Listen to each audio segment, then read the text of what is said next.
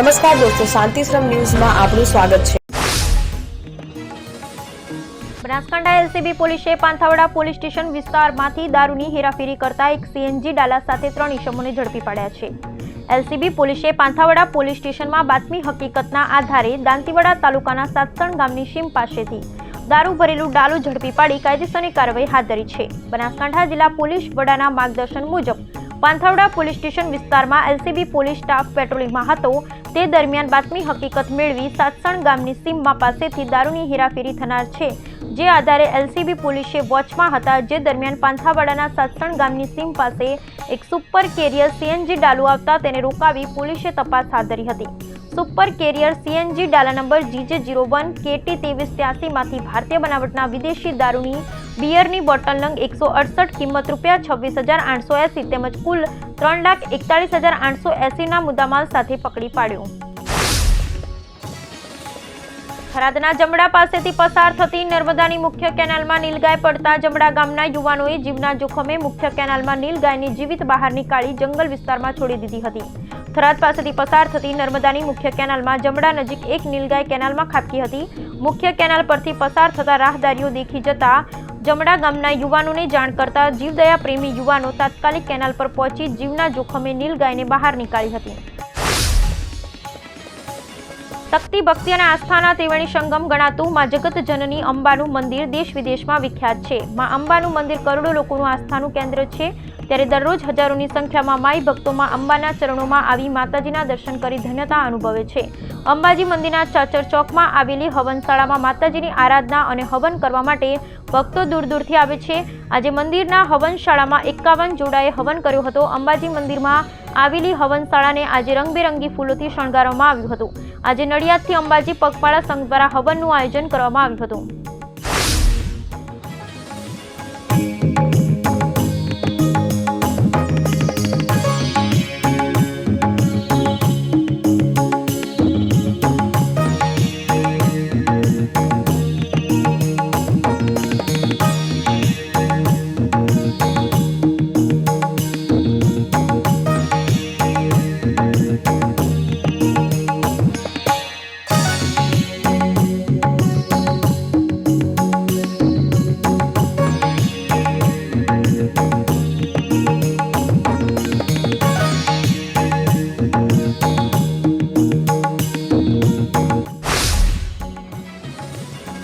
થરાદમાં પાણીના ટાંકાથી કેનાલ સુધી બની રહેલા નવીન હાઈવેની કામગીરી દરમિયાન ખોદકામ કરેલ રોડની સાઈડમાં ખાડામાં એક નંદી પડતા જીવદયા પ્રેમીઓ, ચેનલ મિત્ર અને ફાયર ટીમ દ્વારા ભારે જહેમત બાદ બહાર કઢાયા હતો અને નંદીને સારવાર આપવામાં આવી હતી। થરાદ શહેરમાં છેલ્લા કેટલાક સમયથી રોડની કામગીરી ગોકુળ ગતિએ ચાલી રહી છે, ત્યારે રોડની કામગીરી દરમિયાન ખોદકામ કરેલા ખાડાઓ જોખમી બની રહ્યા છે। સાંચોર હાઈવે તિરંગા હોટલની બાજુમાં ખોદકામ કરેલ રોડની સાઈડમાં ખાડામાં એક નંદી ખાબક્યો હતો, જેને પગલે જીવદયા પ્રેમીઓ, થરાદ ફાયર ટીમ, ચેનલ મિત્ર, ગૌ સેવા ગ્રુપ, જલારામ એમ્બ્યુલન્સ દ્વારા ભારે જહેમત બાદ નંદીને બહાર નીકળવામાં આવ્યો હતો અને ઘાયલ થયેલ નંદીને સારવાર આપવામાં આવી હતી।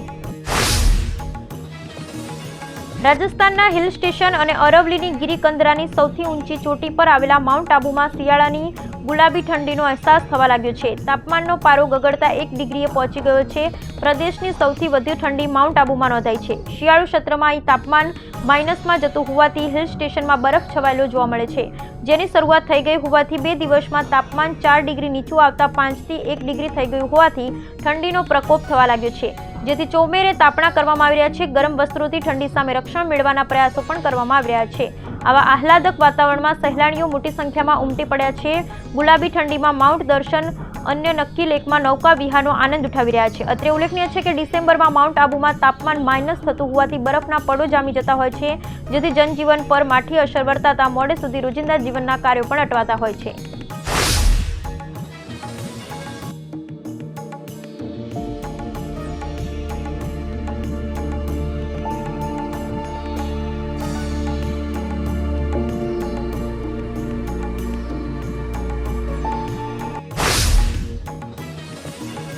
તમાકુ નિયંત્રણ અધિનિયમ હેઠળ ભાભર તાલુકાના મીઠા ગામમાં ચેકિંગ થતા 17 દુકાનદારો દંડાયા। રાષ્ટ્રીય તમાકુ નિયંત્રણ કાર્યક્રમ અંતર્ગત બનાસકાંઠા જિલ્લામાં તમાકુ વિરોધી કાયદો cigarette and other tobacco product એક્ટનું સઘન અમલીકરણ થાય તે હેતુથી જિલ્લા કક્ષાએ મળેલ સૂચનાથી તાલુકા health officer doctor Hitendra Thakor અને મેડિકલ ઓફિસર ડોક્ટર દર્શન દેસાઈના માર્ગદર્શન હેઠળ કુવાડા પ્રાથમિક આરોગ્ય કેન્દ્ર દ્વારા સરપ્રાઇઝ ચેકિંગની કામગીરી હાથ ધરવામાં આવી અને 18 વર્ષથી નીચેની ઉંમરના બાળકોને તમાકુનું વેચાણ થતું નથી તેવા બોર્ડ નહીં લગાવનાર અને શૈક્ષણિક સંસ્થાના 100 મીટરની ત્રિજ્યામાં તમાકુનું વેચાણ નહીં કરવાના નિયમોના ભંગ કરતા 17 દુકાનદારો સામે દંડનીય કાર્યવાહી કરી.